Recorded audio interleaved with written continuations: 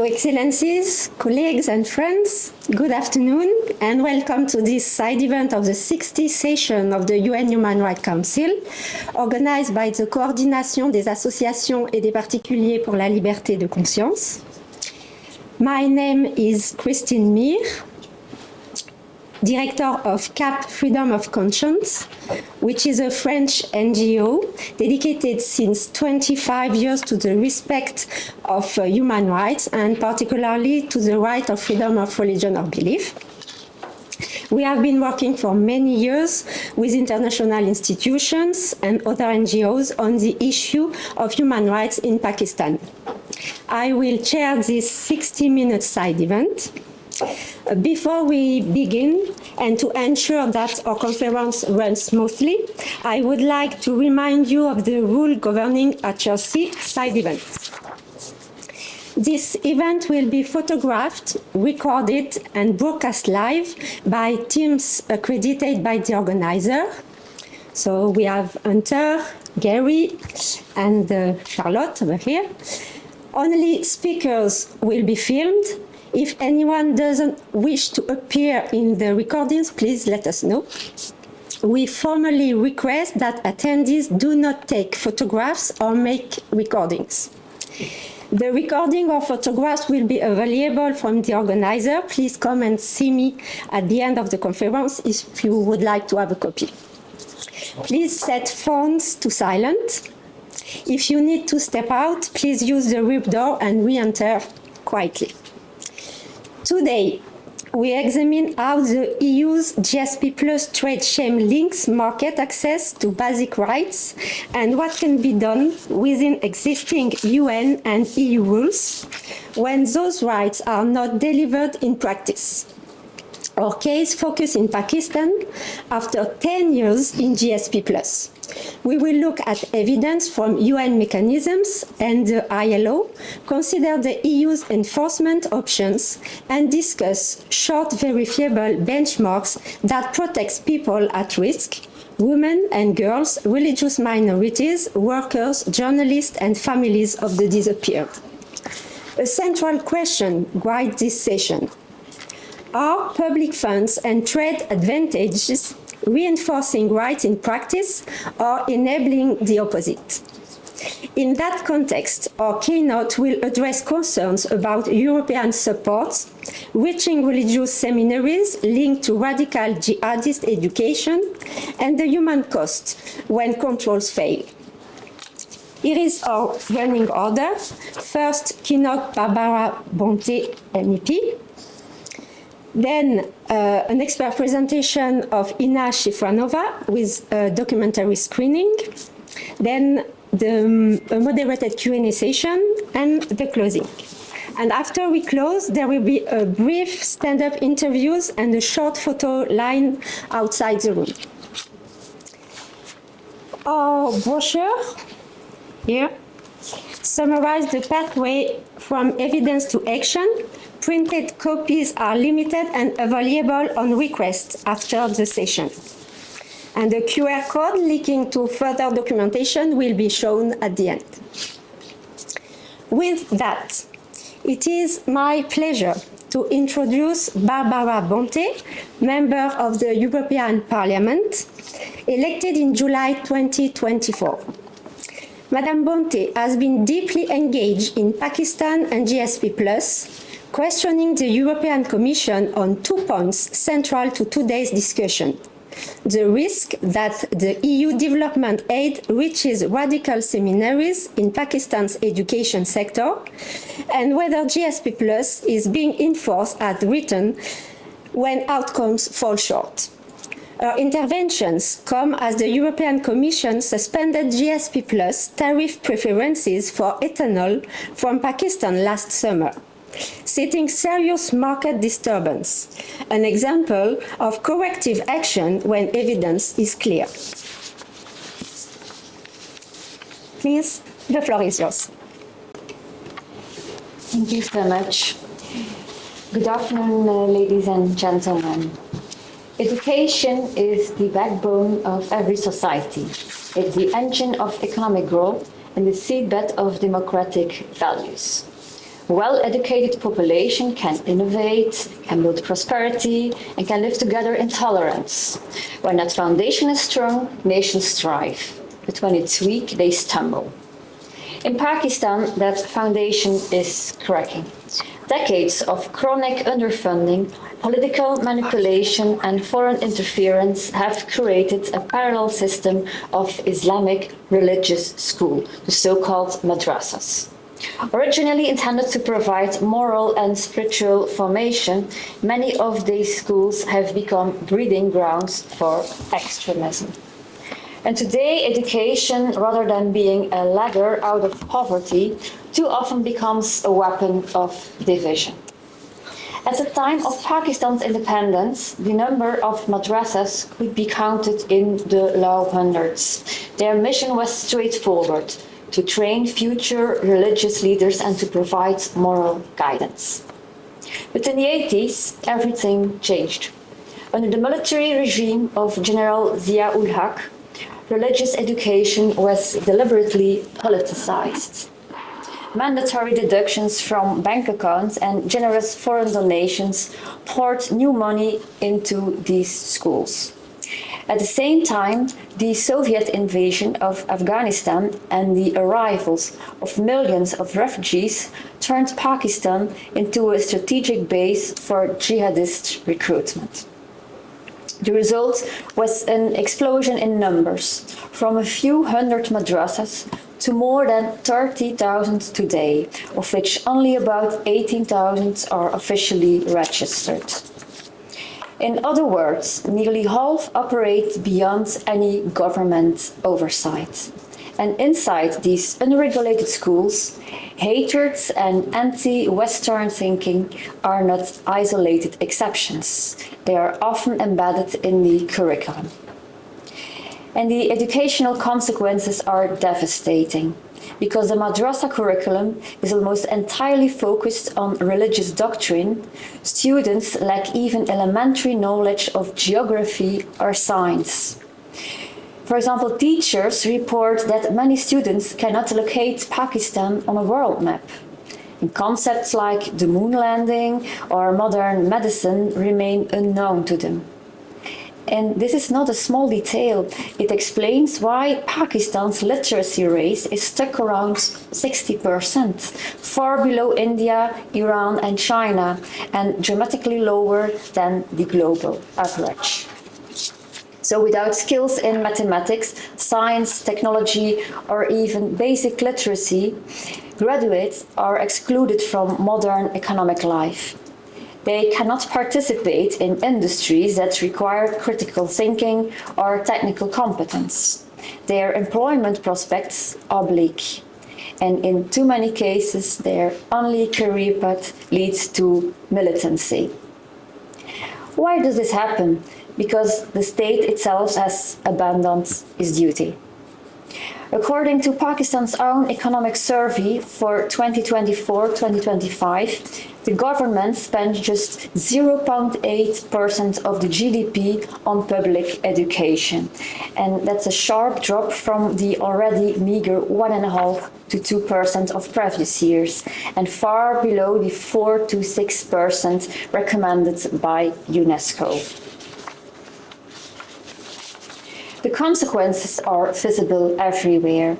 In rural areas, countless schools exist only on paper, serving as vehicles for corruption and embezzlement. And where schools do operate, they often lack textbooks, trained teachers, electricity, and even drinking water. And teachers who dare to protest these conditions face repression. For example, in March 2024, the police violently dispersed a peaceful demonstration of teachers in Islamabad. And such episodes send a clear message: honest educators are not valued. Extremist alternatives rush in to fill the vacuum. And this vacuum is not merely a domestic problem. Roughly 15% of madrasas are openly linked to extremist groups. Their lesson plans sometimes glorify violence, and there are even math problems calculating the flight time of a Kalashnikov bullet aimed at an enemy soldier. The Taliban, Kashmiri insurgents, and other militant organizations have recruited many of their leaders from these schools. Young people who cannot find a livelihood are encouraged to fight in foreign conflicts, from Afghanistan to even the Middle East. In effect, madrasas have become a training ground for jihadist forces for hire. And this is not speculation. It's documented by Pakistan's own Sustainable Development Policy Institute and by international observers too. What begins in a neglected classroom in Lahore or Peshawar can end as a violent act on another continent. The radicalization on Pakistan's youth does not stay within the classroom walls. It spills into society at large, feeding discrimination and violence against religious minorities, Christians, Hindus, Ahmadis, and others. Consider the case of Pastor Zafar Bhatti, shot dead in his prison cell. His crime was defending the rights of Christian believers. Or Asia Bibi, a mother of 5, who spent years on death row over a flimsy accusation of blasphemy. These tragedies are not isolated. They reflect a wider climate in which the rule of law is weakened and extremists exercise power over courts and communities. And all of this stands in big contrast to the commitments Pakistan made when it joined the European Union's generalized scheme of preferences plus, so-called GSP plus program in 2014. And this program grants tariff-free access to the European market. It's an enormous economic privilege, on the clear condition that beneficiary countries respect human rights, good governance, environmental responsibility, and labor standards. And Pakistan is the single largest beneficiary of the scheme. Exports to the EU have doubled from 8.3 billion in 2014 to about 15 billion euro today. In theory, GSP Plus is meant to leverage trade access to promote reform. In practice, Pakistan's performance has moved backwards. Rights for women and children have eroded, education has collapsed, and intolerance has deepened. And the contradiction goes even deeper. From 2021 to 2024, the EU allocated 265 million euro in grant funding to Pakistan for green growth, human capital and governance, and has pledged another 135 million euro for 2025 to 2027. Of that, 42 million euro is earmarked for education alone. And yet the European Commission itself has admitted that significant sums flow to seminary institutions, in effect, madrasas. European taxpayers' money is therefore indirectly helping to finance the very radicalization that threatens both Pakistan and Europe. Twice, with near unanimous majorities, the European Parliament has urged the European Commission to suspend Pakistan's GSP Plus status until these obligations are met. And twice, the Commission has failed to act. But the facts are clear. Education in Pakistan is not just underfunded, it's being weaponized. The EU's own conditions are being violated. And the credibility of European foreign policy is at stake. Suspending GSP Plus is not about punishment for its own sake. It's a tool to create leverage for change. And Pakistan depends heavily on its exports to Europe, textiles, leather goods, sportswear, and so on. A temporary suspension would send an unmistakable signal that Europe will not subsidize the dismantling of education and the persecution of minorities. It would also give reformers inside Pakistan, teachers, parents, civil society leaders, the argument they need that genuine investment in education and human rights is not only morally right, but economically necessary. Education should be the path out of poverty, not the path into hatred. The European Commission now stands at a crossroads. It can continue business as usual, ignoring its own principles and the will of the European Parliament. Or it can uphold the integrity of the GSP Plus program and the values on which the European Union is built. My call is clear. Suspend Pakistan's GSP Plus trade privileges until the country meets its commitments on human rights, on minority protection, and genuine educational reform. Anything less would betray Europe's values, its taxpayers, and the millions of Pakistani children who deserve a future shaped by knowledge, not by extremism. The time to act is now. Thank you very much for your intervention. Now I will give the floor to our experts, Chefranova, Executive Director of the Brussels-based NGO European Facilitation Platform. Our organization focuses on fostering economic, cultural, and humanitarian connections between the EU and its Eastern partners. So Ina, the floor is yours. Thank you very much. So I will introduce the documentary that we prepared and that we are going to screen after my introduction. So Excellencies, colleagues, friends, thank you for being here together with us. Before we start the film, a word on why we have made it and what we hope it will do. The film is about the EU GSP Plus trade scheme. Barbara already explained what it is. So the idea of GSP Plus is straightforward. Trade benefits for real compliance with the different conventions. So there are 4 categories of conventions. And Pakistan has signed agreements with European Commission. So in exchange for trade preferences, Pakistan is supposed not only to sign, to ratify those conventions, but also effectively to implement it. So Pakistan has received those GSP Plus benefits since 2014. Over 2014-2023, EU preferential imports from Pakistan amount to a staggering amount of 55 to 60 billion in total. It's a total trade. And this is only an estimate. The Commission doesn't publish a single official cumulative figure. So the question is simple. Have these benefits improved protection for the vulnerables, women and girls, religious minorities, workers, journalists, and the people at risk of disappearance or torture? After this film, I will outline next steps. If you want more detail on the scheme and the legal pathway, a short brochure is available on request. So at the end, we could give you the brochure. It explains GSP Plus and Pakistan non-compliance in very, very simple terms. We also produced this white paper.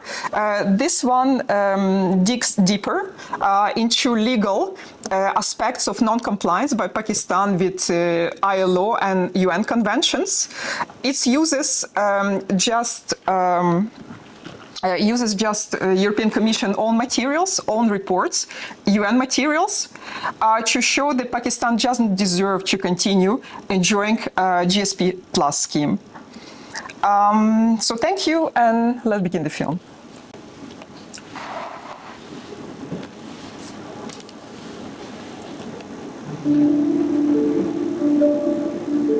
In the political heart of Europe, behind the glass facade of the European Commission, decisions are made that ripple far beyond this continent.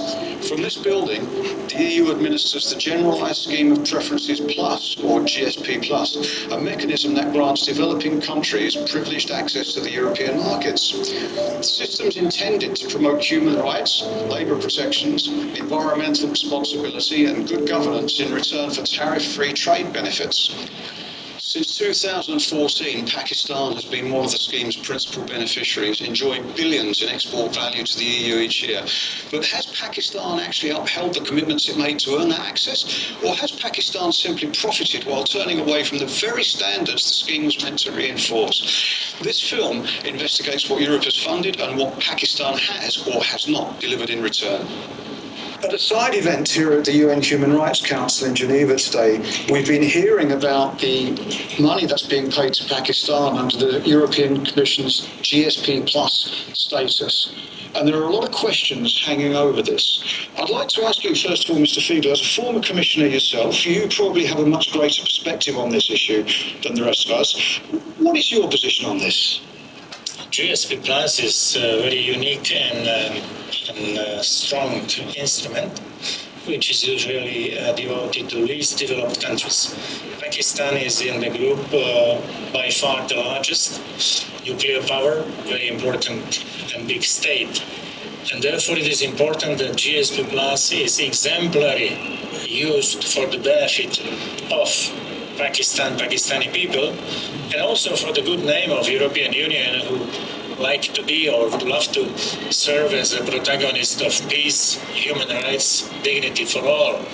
And I think it should be adequately used now in time of review, because Pakistan has many examples of violation of this instrument or their commitments for the detriment of people. Especially I want to mention education for all.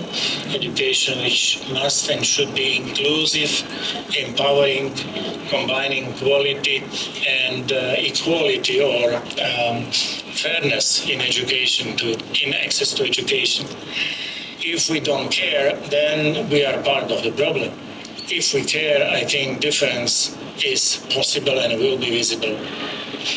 The price of this partnership is not counted in euros but in human lives. Despite EU funding, Pakistan has actually seen deteriorating rights for women, for religious minorities and for civil society in general. Yeah, in fact, that instrument was put in place about a decade ago, and it was meant to be a win-win operation. A win operation for the EU and one other win operation for Pakistan.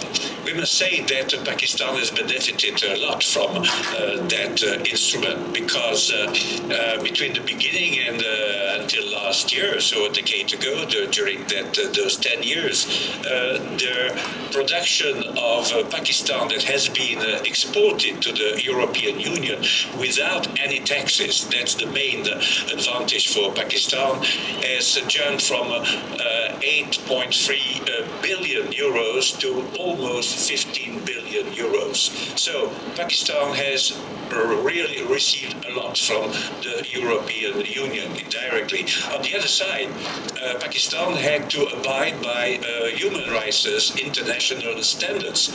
And for example, they had to sign and ratify a number of conventions, about 27 of them, which they did, but they never implemented those, let's say, human rights in their issues that were the most crucial, such as freedom of religion or belief, equality between men and women, equality between boys and girls in schools.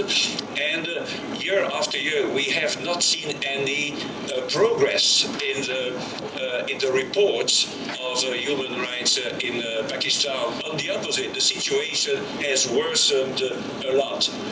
And what is really scandalous from our point of view as human rights defenders is that implicitly the European Union, and more specifically the European Commission, accepts such a situation. Twice already, the European Parliament has called for Pakistan's GSP Plus status to be suspended. Twice, the European Commission has completely ignored the will of Parliament. 2 years ago, the European Parliament adopted a resolution on the position of the Christian couples Gupta and Safkar in Pakistan. They were on a death row because of blasphemy. And we know that so many people in Pakistan, Christian, Muslim and others, are in a death row because of blasphemy. And that's what we want to change in Pakistan. We have succeeded with Asia Bibi as the beginning, but it is not enough. We should continue our battle for freedom of religion or belief in Pakistan. And the European Union has a means to put pressure on Pakistan. It is the GSP Plus program, General Specialized Preferences. We give a lot of money to Pakistan indirectly because they do not have to pay for their textile and cotton products. It is for Pakistan a very important way to get their economy in a better order. And we should use this instrument to tell Pakistan, stop with blasphemy, stop by pushing people, stop by putting people in jail because of blasphemy. And that is the fight we must continue. But the European Parliament has actually spoken out against this, hasn't it? And on 2 occasions has moved motions for suspension of Pakistan. And on both of those occasions, and these were interesting because this achieved almost unanimity in the Parliament, and it's not often that you will see every political group throwing itself behind a particular motion. But twice this happened. But the Commission completely ignored the will of Parliament. I mean, Mr. Fiegel, do you have a comment to make on that one? The Commission ignoring the will of Parliament, that cannot be right. Executive should follow the will of people represented by elected parliamentarians. There is a new composition, also kind of new political hope, that the constructive criticism or expectation that Europe will walk the talk, Commission will follow its own commitments and duties, will prevail this year. In the summer this year, there will be a revision, vote in the Parliament, but also in the Council, and I hope that for the benefit of people who suffer in Pakistan, and we can speak about many other countries, we should stand for values which are universal. The EU provides millions to support education in Pakistan, but what happens when that support finds its way into extremist religious seminaries, the very institutions that are radicalising young children? One of the ways in which the European Union supports Pakistan is through its education system. It has a lot of money and resources into the education system, which is very admirable. But there have been some questions asked about where this money is going. And I know, Mr. Weston, that you put in a question to the European Commission asking, can the Commission assure that money is not going to madrasas? A madrasa is a very extreme Islamist institution, and to put it into perspective, most of the leadership of the Taliban went through Pakistani madrasas. Now, the European Commission responded to you. It took a few weeks, but they got there. And they did say that EU funding is going to seminary institutions. That's madrasas, isn't it? Yeah. That's madrasas. So although they did not actually answer by saying, yes, we are supporting madrasas, I think that they very carefully and tried to word it delicately, but they did not expose themselves to telling them the truth. That's our taxes. Yes, taxes are going to fund institutions which train terrorists. You mean as taxpayers? As taxpayers, because the European Commission doesn't give its own money. What can we do about this? The answer was indeed very disappointing.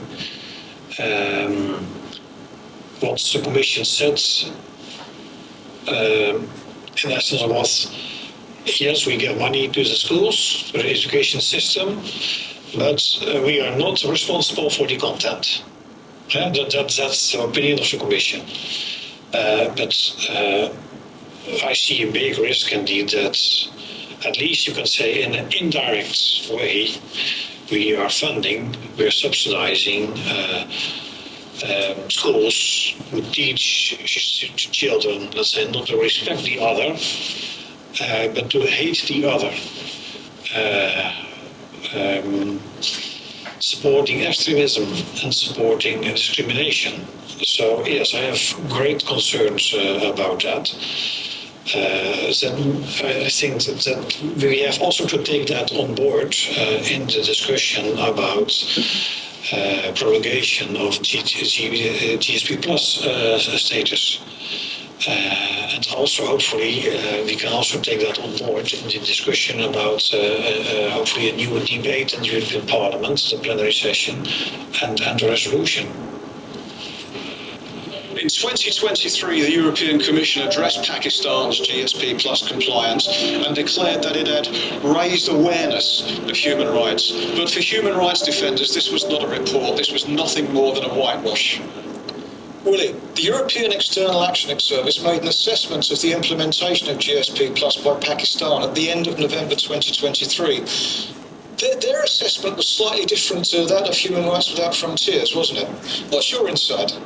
Well, in fact, there was such an assessment, but it's a big joke because it was not done by a third party. It was done by the European Commission itself, being judge and party. So how can you be neutral in such a context?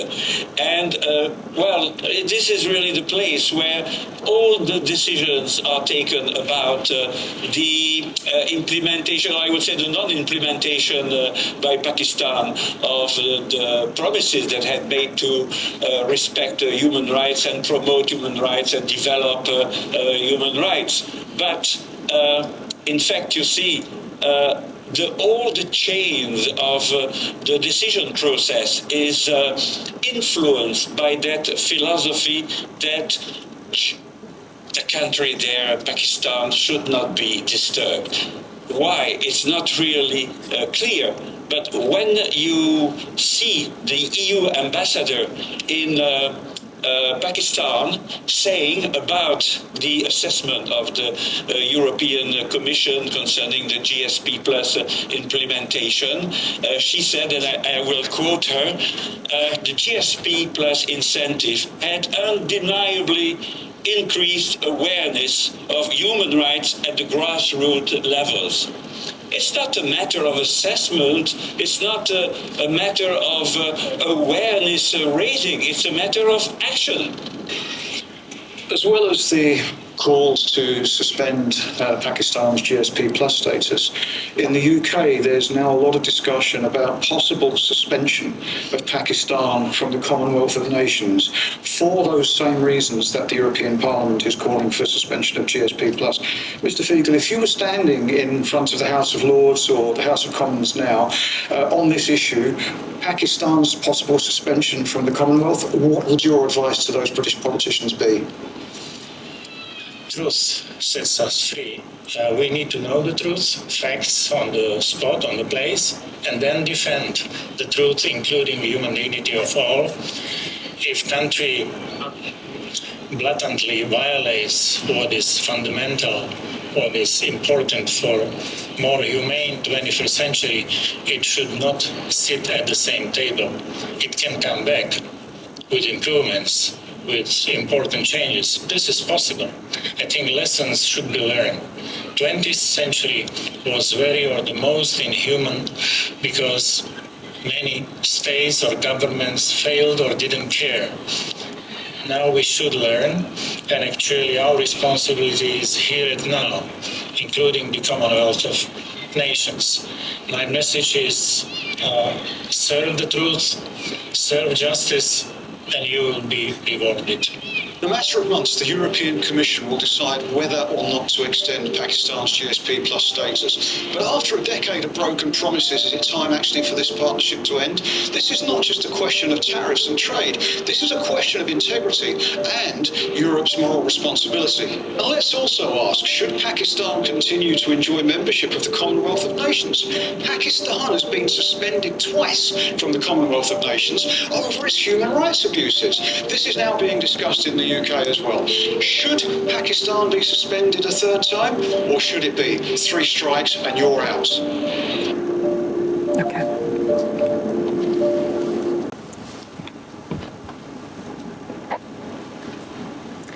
Okay, so after the keynote by Barbara and the film we just saw, the question is, what now? So I will be brief and very practical. First, a word on why we are here and what this format is for. Side events, as the Human Rights Council, exist to get evidence and workable proposals into the room while the Council is in session. They are not negotiations. They are where civil society experts and officials put facts on the table, line them up with UN standards, and identify the next lawful steps. The Council provides the forum and the toolbox, and our task is to use both. I returned to this room having spoken as the UNHRC60 back in March, and that was on the plight of minority girls in Pakistan, girls subjected to forced conversions and forced marriage. That event has already put names, cases, and documents into the public record. Former EU Commissioner whom you saw in the film, Jan Fiegel, made a straightforward point. Freedom of religion or belief is a litmus test for other rights. And trade preferences tied to human rights only work if conditionality is enforced. Willy Fautré from Human Rights Without Frontiers added a practical warning. Where public funds and trade advantages flow without measurable reform, the system risks rewarding non-compliance, as it is the case with Pakistan. Those points are as relevant today as they were back in March when I spoke at this event. And now to the substance. Pakistan has enjoyed the EU GSP Plus trade preferences for a decade. But GSP Plus is not a gift, it is a contract. It links tariff preferences to the effective implementation, not just ratification, of 27 UN and ILO conventions. On paper, Pakistan has ratified the core UN covenants and the 8 fundamental ILO conventions. In practice, however, key concerns persist and in some areas have worsened. That includes enforced disappearances and impunity, the misuse of blasphemy provisions in Pakistan, pressure on journalists and human rights defenders, bonded and child labor, obstacles to independent trade unions, and the specific vulnerability of minority girls. Pakistan has also not ratified the International Convention for the Protection of All Persons from Enforced Disappearance. The gap measures given the volume of disappearance allegations. We have brought extensive material today.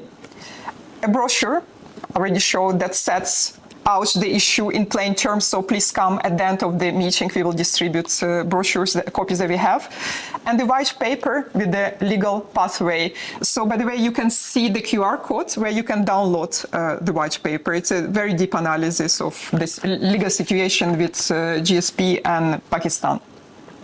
So this white paper is not advocacy dressed up as law. It rests on the European Commission own reports and on GSP Plus regulation itself.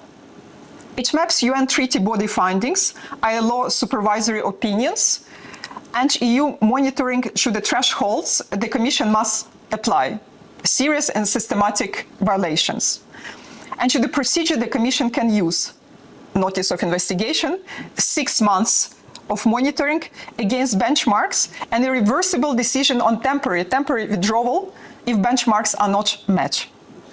On the closing slide, you will find the QR code link into the white paper. Please use it. Let me set out as clearly as possible what the UN can do and what it cannot do. The UN can produce the authoritative records, treaty body concluding observation and follow-up, special procedures, urgent appeals, allegation letters, and public communications, country visit requests, universal periodic review recommendations, and OHCHR compilations. The UN can also track and report reprisals against those who cooperate with these mechanisms. All of this is pressure. All of this is evidence. All of this is directly usable by other decision makers, for instance, those at the European Commission. What the UN cannot do is withdraw trade preferences or compel compliance through economic measures. It doesn't have that leverage. That is for other institutions. In this case, the European Commission holds the legal tool.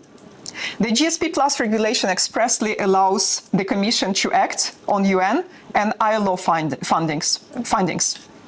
The job before us is therefore alignment organize UN outputs so they're immediately usable for the EU process. Why say this now? Because we have talked about those issues for 10 years, because the evidence base is extensive and consistent, because the situation for victims is not improving at the pace the conventions require, and because Pakistan continues to benefit from substantial trade preferences, while those obligations remain unmet in practice. The European Parliament has called for firmer use of conditionality. The Commission has the legal pen. The UN has the record the Commission is meant to read. It is time to connect those tools. What does that look like in practical and concrete steps? 6 actions, lawful, focused, and feasible within existing mandates. So first, compile and transmit a single dossier. Request the High Commissioner to compile a short, up-to-date dossier of UN treaty body and ILO findings on Pakistan, aligned explicitly to 27 GSP Plus conventions. Frame the findings as outcome-based benchmarks, things that can be verified within 6 months, such as criminalizing and investigating enforced disappearances, moving emblematic bonded and child labor cases to prosecution, operational safeguards to prevent abuse of blasphemy provisions, and verified registration of independent trade unions in export sectors, at least in export sectors. Transmit this dossier formally to the European Commission and the European External Action Service. This uses the sources the regulation already treats as probative. Second, issue a joint special procedure communication. Invite the relevant mandates, freedom of religion or belief, freedom of expression, torture, enforced disappearances, human rights defenders, contemporary forms of slavery, and cell and sexual exploitation of children, to send a short joint communication to Pakistan that sets the same benchmarks and timelines. Send the same text for information to the European Commission. If the Commission opens an investigation, it will need measurable yardsticks. This provides them. Mirror the benchmarks in the UPR. UPR is Universal Periodic Review. Encourage states to table UPR recommendations framed in the identical indicators and 6 months timelines. That way, progress or the absence of progress will be visible within any EU monitoring window. This is not adding new conditions, it is restating treaty duties in an audible form. 4, hold the technical briefings with the EU during this session, or the next session indeed. Invite the Commission and the EIS to brief delegations and mandate holder on how a notice of investigation is triggered, what sources carry weight, UN and ILO, and how the 6 months monitoring stage works, including the option for partial suspension. Clarity on process reduces misunderstandings and accelerates lawful use of the tool. 5, protect those who provide the evidence. Ask OHCHR and the special procedure to prioritize reprisal, tracking, and trial monitoring in emblematic cases. A link to those benchmarks. Publish short, citable updates during the 6 months. This both safeguards participants and supplies current materials on patterns that matter for a serious and systematic assessment. 6, keep the corrective pathway explicit.